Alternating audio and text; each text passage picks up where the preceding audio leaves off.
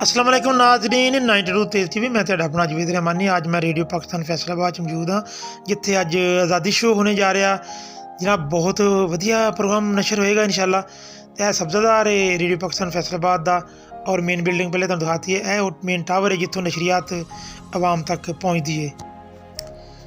FM 11 Faisalabad का studio है।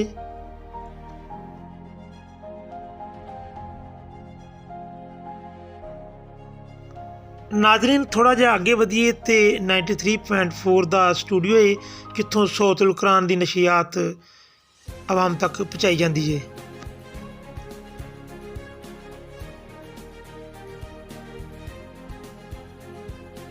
इतों थोड़ा जिहा अगे वधिए तो 93 रेडियो पाकिस्तान फैसलाबाद का स्टूडियो है।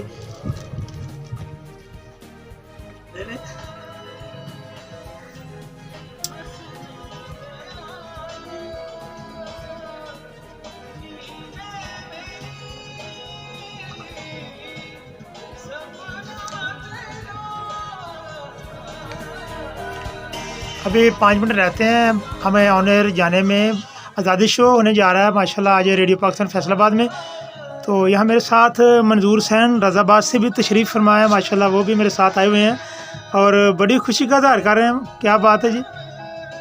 और ये मेन स्टूडियो है, यहाँ से जो लाइव नशियात जाती है। ठीक है दोस्तों, ये वो पैनल है। अस्सलाम वालेकुम नाज़रीन 92 तेज़ टीवी मैं तुहाडा अपना जवेद रहमानी। अज रेडियो पाकिस्तान फैसलाबाद तो और 92 तेज़ टीवी तो लाइव प्रोग्राम जाएगा आज़ादी शो। तो अज मेरे नाल बड़े अच्छे परौने, बड़े अच्छे साथी, बड़े अच्छे दोस्त, लोक फनकार जिन्होंने पाकिस्तान भर तो अवार्ड भी लिया वो भी मौजूद ने। असलम लोहार साहब और इस तरह रेडियो पाकिस्तान फैसलाबाद के मशहूर लिसनर मंजूर हुसैन रज़ाबाद तो मेरा तशरीफ फरमा ने। सब तो पहला मैं अपने दोस्त, अपने साथी, अपने मशहूर लोक फनकार असलम लोहार साहब के नाल गलबात करना जी। अस्सलाम वालेकुम जी। बिस्मिल्लाह वालेकुम सलाम जी। सारे तुसीं पहला ये दसो कि तुहानूं रेडियो पाकिस्तान से आन के कैसा लगा? सब तो पहले जी मैंने रेडियो पाकिस्तान के मैं समझो गुड़ती रेडियो पाकिस्तान को लेकर अपने गुलूकारी इन्होंने बड़ा प्यार किया, बड़ा नवाजा मैंने। अल्लाह को सलामत रखे, इन्हें दुनिया तक इनका नाम रहे रेडियो पाकिस्तान का कि असलम आर्मीन के साथ साथ इन्हें दी मुहब्बत इन्हों का प्यार मेरे नाल अल्लाह की रहमत नाल पूरी दुनिया पर मैं गा रहा।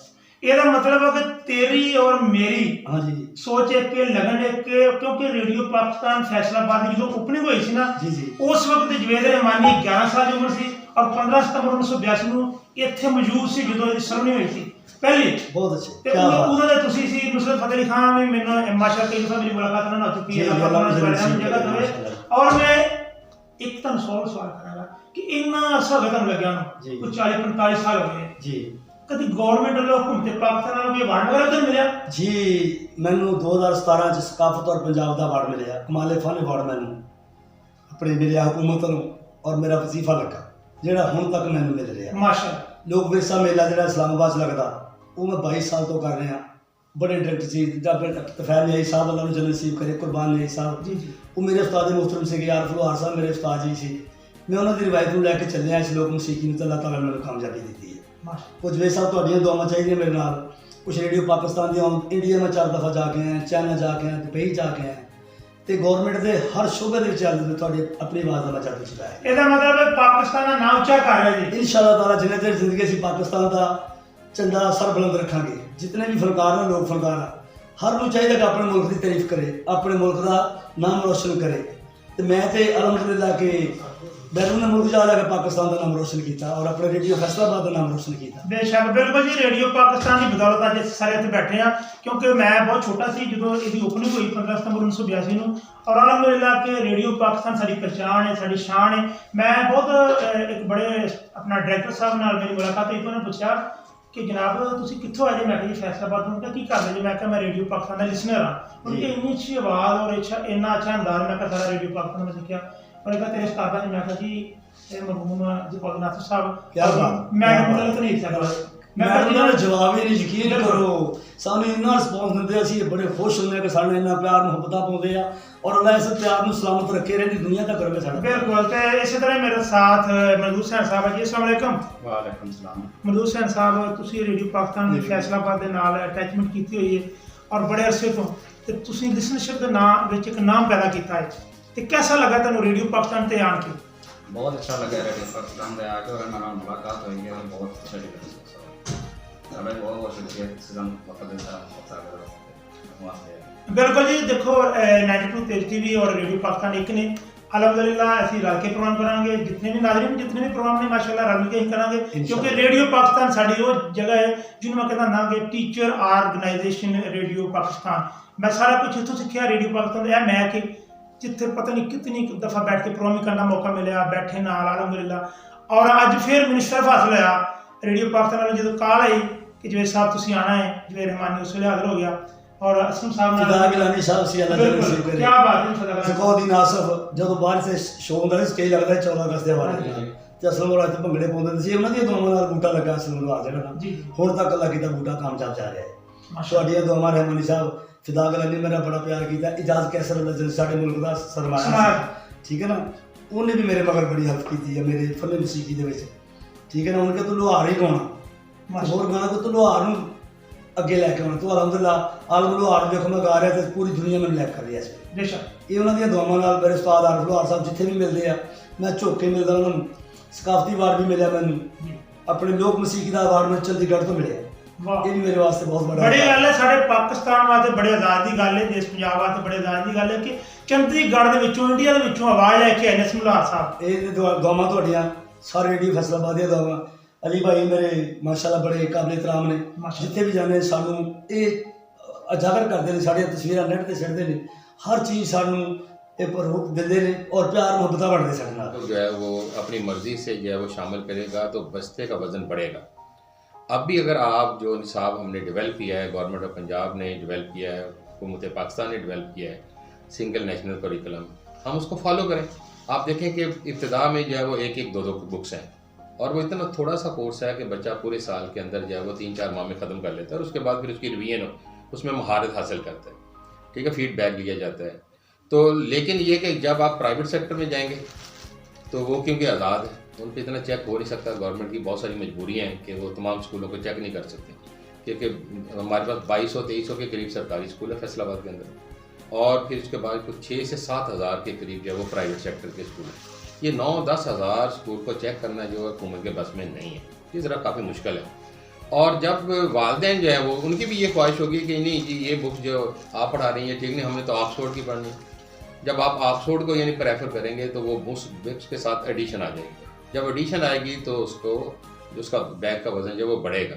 तो हमें चाहिए ये है कि हम जो गवर्नमेंट ऑफ पंजाब ने कोर्स दिया है या जो हदायत जारी की हैं, इंस्ट्रक्शन पास किए हैं, हम उनको फॉलो करें ताकि हमारा बैग जो है उसका वज़न ना बढ़े। और दूसरा जो कि मैंने पहले कहा था कि एक तख्ती का रवाज था, हम बार बार लिखते थे बार बार मिटाते थे, हम स्लेटी और स्लेट का इस्तेमाल करते थे, बार बार लिखते थे बार बार मिटाते। अब हर बुक्स की अलग-अलग कॉपी है, नीट अलग से और होमवर्क के लिए क्लास वर्क के लिए अलग है, होमवर्क के लिए अलग से, हर सब्जेक्ट की 2-2 3-3 कॉपियाँ हैं बच्चों की। और फिर उन्होंने क्योंकि ये भी एक बिज़नेस का हिस्सा है, वो कॉपियाँ अपनी बेचते हैं, अपना लोगो उसके ऊपर होता है, वो ज़्यादा से ज़्यादा बिकती हैं, तो बच्चे जो वो परचेज करने की पर मजबूर होते हैं और वालिदैन भी जो है वो अपने बच्चे के अंदर क्योंकि ख्वाब देख रहे होते हैं ना बच्चे के बारे में। तो ये वज़न जो है ना ये बस्ते का ये हमारे वालिदैन ने जो है वो बढ़ाया है, ये शायद सरकार ने नहीं बढ़ाया। तो वालिदैन को भी जो है वो थोड़ा सा सोचना पड़ेगा कि जो गवर्नमेंट आपको कोर्स दे रही है, हम पहली या दूसरी या तीसरी या 5वीं तक बच्चे को हम क्या सिखाना चाह रहे हैं, हम उसको उसमें से क्या निकालना चाह रहे हैं, उसको एक हद तक जो है वो नॉलेज दिया जाए, उसकी एज के मुताबिक नॉलेज दिया जाए। अब हम उसको जो बुक्स जो है इतनी वो मुश्किल कर दी गई हैं कि वो बच्चा जो है वो बेचारा किसको फॉलो करे। अब बच्चा जो है वो अरबी भी सीखता है, इंग्लिश भी सीखता है, उर्दू भी सीखता है, ठीक है, ये और पंजाबी वो बोलता है, ठीक है। अब वो बच्चा क्या करे, फिर उसके पास मैथमेटिक्स की बुक भी है, उसके पास एक्टिविटी बेस्ड बुक्स भी है, उसके पास स्टोरी बुक्स भी है। वो तो बच्चा है, आप भी बचपन में आप कितना भी याद कर लेते थे, उसकी कैपेसिटी है, उसका एक लेवल है, उस लेवल पे रहना चाहिए ना। और जब आप बच्चे को जब प्राइवेट सेक्टर में लेके जाएंगे डेफिनेटली उन्होंने बुक्स जो है वो 3-4 और ऐड कर देनी। बच्चों को आप थोड़ा पढ़ाएं, उसकी बेस अच्छी कर दें। हम थोड़ा सा पढ़ते थे, बेस अच्छी हो जाती थी, और बेस अच्छी है तो आप कमाल का। मैंने कहा कि आप फॉरेन के किसी भी डिपार्टमेंट में चले, हर हेड ऑफ द डिपार्टमेंट जो वो पाकिस्तान का होगा। ये हम इतने ये ब्रिलियंट लोग हैं, इतने इंटेलेक्चुअल लोग हैं, ब्रेन हमारा बहुत ज़्यादा है। मैक्सिमम यूथ पाकिस्तान की पूरी वर्ल्ड में, हम इसको यूटिलाइज नहीं कर रहे प्रॉपरली, ठीक है। हम जो है वो कह लें कि एक ग्लैमर सा पैदा किया हुआ है हमने, हम प्राइवेट सेक्टर में, तो ये बच्चे आप देखें कि कितने लोग जो हैं वो पाकिस्तान के अंदर साइंसदान हैं जो प्राइवेट सेक्टर से पढ़ के हैं। आप बताएं मुझे जिन्होंने नाम पैदा किया।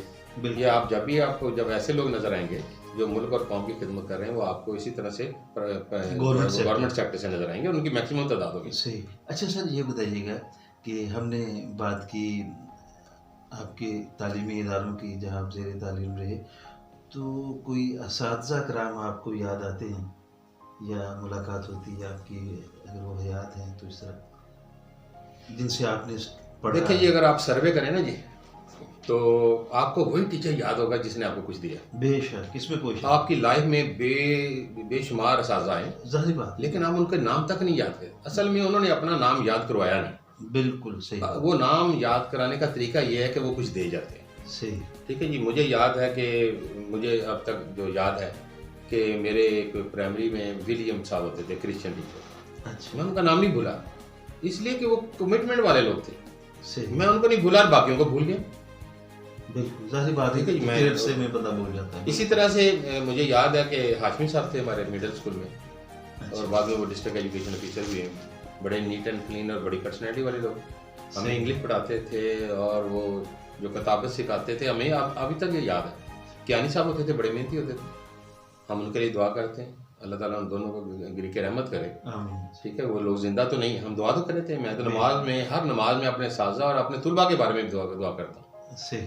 ठीक है। फिर उसके बाद जो है वो मुझे मैट्रिक में मुझे मुश्ताक साहब मिले, एक ही टीचर, और उन्होंने हमें यहाँ तक मैं यहाँ पे बैठा हूँ, या लोग अगर मुझे जानते हैं, पहचानते हैं, उनकी वजह से जानते हैं। बेशक। वो कमिटमेंट वाले लोग थे। वो मैथ के टीचर थे, और जो उन्होंने पढ़ाया मैं उनको नहीं भूला, बाकियों को भूल गया। बेशक। इसी तरह से आप अपनी लाइफ में कभी आप पीछे नज़र दौड़ा के देखें, बिल्कुल आपको ऐसा। सिर्फ वो असातिज़ा याद रहेंगे बिल्कुल। जिन्होंने आपको कुछ दिया है और आपकी ज़िंदगी में जिनका हिस्सा है। बिल्कुल। और असातिज़ा के बगैर बंदा यहाँ तक नहीं पहुँच सकता है। सही। और असातिज़ा ही चाहें तो कौम को जहाँ मर्जी ले जाएं। और देखिए, कोच अगर अच्छा है ना, तो आप बड़े इंसान बने। मैं एक नाम भूल गया था, तो कबड्डी के जो प्लेयर हैं अब्बास भट्ट साहब, तो ये कैप्टन रहे हैं, वर्ल्ड चैम्पियन रहे हैं। तो जब ये खेलने के लिए आते थे कबड्डी के लिए, तो ये कमज़ोर से थे। अच्छा। तो हमारे जो स्पोर्ट टीचर थे उसको निकाल देते थे। वो कह रहे थे, मैं वजीर था जी, मैंने कबड्डी खेलनी है। अच्छा। तो कहते अगर खेलनी है तो अपना कद बढ़ाएं, वो सेहत अच्छी करें। ये क्या कर रहे हैं? सही। कोई बंदा जो है उन्होंने जब उसकी जिद देखी है, तो फिर उन्होंने उसको टीम में रखा है, फिर उसको जी उसकी कोचिंग की है, और अच्छी कोचिंग की है, फिर वो वर्ल्ड चैंपियन बना। उनका देखें जज्बा ठीक अब्बास है? साहब का। बिल्कुल। बात समझे मेरी? बेशक। तो ये डिपेंड किस पे करता है। अगर वो टीचर उसको इग्नोर करते, सही। निकाल देते, निगलेक्ट कर देते, तो वहाँ वर्ल्ड चैंपियन क्या, वो तो डिस्ट्रिक्ट का चैंपियन ही बनना था। बेशक। ठीक है। तो कोच जो है, उस्ताद जो है, रहनुमा जो है, अगर आपको अच्छा मिल जाए तो आपकी ज़िंदगी संवर जाती है। तो हमें अपने बच्चों को बड़ा बनाने के लिए किसी अच्छे उस्ताद की ज़रूरत होनी चाहिए। सही।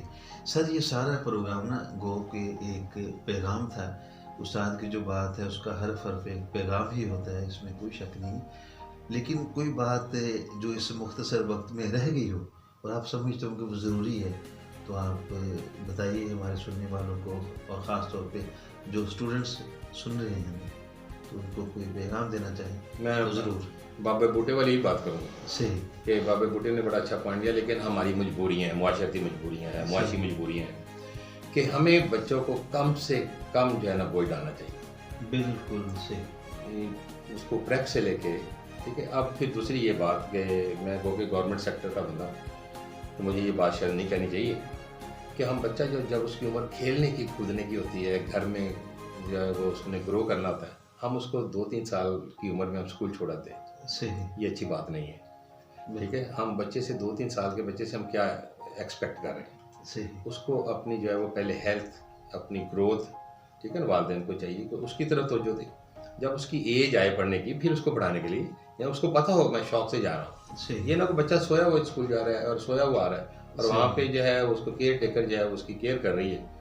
तो इस तरह से नहीं होना चाहिए। सही। बच्चे की एक लाइफ है जो उसने अपनी माँ के पास गुजारनी है। बिल्कुल। पहली यूनिवर्सिटी जो है, जो पहली दरसगाह है, वो माँ की गोद है। वहाँ से भी बड़ा कुछ सीखना है। अगर माँ अच्छी होगी, बच्चे की तरबियत करेगी, वो हमारे मुआशरे का बेहतरीन इंसान होगा। बिल्कुल सही। ठीक है। एक तो ये कि हमें बच्चों पर कम से कम बोझ डालना चाहिए। फिर उसकी बेस अच्छी करें। हम सब लोग जानते हैं कि बेस अच्छी करें। बेस कैसी अच्छी होगी? बेस उसी वक्त अच्छी होगी कि उसको कोर्स थोड़ा दिया जाए और उसको बार बार जो है रिपीट किया जाए, सही। उसकी बेस बन जाए। बिल्कुल। और उसकी तरबियत के लिए और वक्त निकालना चाहिए। तरबियत माँ करेगी, तरबियत माँ से बेहतर कोई नहीं कर सकता। इसमें माँ कोई नहीं शक इसको नहीं। जाएंगे। असल में माएँ जो हैं वो अपने बच्चों को 2-3 साल की उम्र में स्कूलों में मदरसों में भेज रही हैं। सही ठीक है, वो बच्चा जो वहाँ से क्या सीखेगा? सही माँ से बड़ा कुछ सीखना पड़ता बच्चे को। पहली गोद जो है वो माँ की, वो पहली ही दरसगाह है। बेशक वो अपनी गोद में रखे, उसको अपने समझाए, अच्छाई बुराई सिखाए। हमारी माएँ जो थी कहानियाँ सुनाती थी, स्टोरियाँ सुनाती थी, दादी अम्मा दादी अम्मा। फिर सही। उसमें एक मॉरल होता था ना, फिर हम एग्जाम बना लेते कि माँ ने ये जो कहानी सुनाई है, ये जो बात की है, इसका मकसद ये था। सही तो वो माएँ जो है वो दोबारा से जो है वो होनी चाहिए उस तरह की। बिल्कुल उनको मुताला करें, सीखें।